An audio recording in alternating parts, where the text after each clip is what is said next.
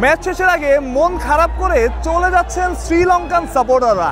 এক একজনের চোখে মুখের দিকে তাকানোই দায়।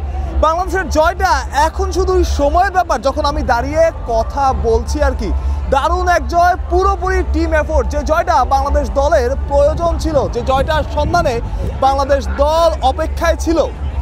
কিন্তু শুরু থেকে যদি আপনি দেখেন, মনে হয়নি বাংলাদেশের শুরুটা যেভাবে হয়েছিল, প্রথম পাওয়ার প্লে টসের পরে একবারের জন্য মনে হয়নি, ইভেন প্রথম 10 ওভার পরেও বাংলাদেশ এই ম্যাচটা জিততে যাচ্ছে। কিন্তু লিটন কুমার দাস, যাকে নিয়ে অনেক সমালোচনা হয়েছে, আমি নিজে আজকে সকালে একটা কন্টেন্ট করেছিলাম যেখানে আমি বলেছিলাম যে লিটনের ফেরাটা এখন শুধুই সময়ের ব্যাপার। লিটন ফিরলেন, খুব বেশি সময় তিনি আজ দিলেন না এবং দুর্দান্তভাবে কামব্যাক করলেন। অথচ তার শুরুটাও ছিল নড়বড়ে, অর্থাৎ যে কনফিডেন্সটা লিটনের দরকার ছিল সেই কনফিডেন্সটা লিটন পেয়েছিল এবং ভাগ্যও আজকে লিটন দাসের সহায় ছিল।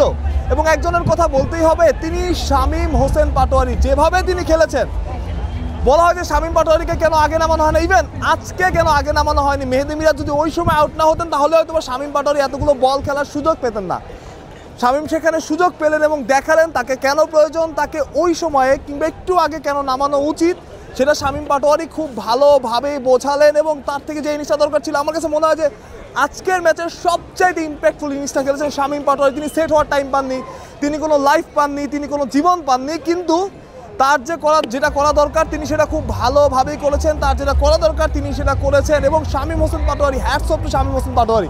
শুধু ব্যাটিং না, তিনি যে রান আউটটা করেছেন, তিনি যে ক্যাচটা ধরেছেন, পুরোপুরি শ্রীলঙ্কাকে পুরোপুরি ম্যাচ থেকে বাইরে ছিটকে দিয়েছেন। এবং যেটা দরকার ছিল বাংলাদেশ দলের, যে একজন ইম্প্যাক্টফুল ক্রিকেটার দরকার ছিল, সেটাই শামীম হোসেন পাটোয়ারি। এবং বাংলাদেশের জন্য এই ম্যাচটা ইম্পর্টেন্ট ছিল, কারণ এই ম্যাচ হারলে বাংলাদেশ দল আসলে সিরিজ থেকে ছিটকে যেত। এবং যে ম্যাচটা লাস্ট ম্যাচটা কলম্বোতে, সেই ম্যাচটা আসলে কোনো রকম মূল্যই হয়তো বা থাকতো না। কিন্তু এখন কলম্বোর যে ম্যাচটা, সেটা ফাইনাল, সেটা সিরিজ নির্ধারণী। এবং আমি নিশ্চিত কলম্বোর আর প্রেমাদাসা ক্রিকেট স্টেডিয়ামে 35,000 মানুষ একসাথে বসে খেলা দেখতে পারেন। এবং আগের 2 টি-20-র টিকিটও কিন্তু সোল্ড আউট হয়ে গিয়েছিল। এবং আমি নিশ্চিত আর প্রেমাদাসা 35,000 মানুষ একসাথে হয়তো আসবেন এবং শ্রীলঙ্কাকে সাপোর্ট দেবেন। এবং সেখানে যদি শ্রীলঙ্কার দর্শকদের চুপ করিয়ে দিতে পারে বাংলাদেশ, শামীম পাটোয়ারি, লিটন কুমার দাস, সেটাই হবে বাংলাদেশের সবচাইতে বড় প্রাপ্তি এবং বাংলাদেশের ক্রিকেটের নতুন একটা জাগরণ, যেটার অপেক্ষায় বাংলাদেশ ক্রিকেট বহুদিন ধরে ছিল। তবে দ্বিতীয় ওয়ানডে বাংলাদেশ যেভাবে তৃতীয় ওয়ানডেতে হেরেছে, অন্য একটা ভেন্যুতে গিয়ে সে ওভার কনফিডেন্স হওয়া যাবে না।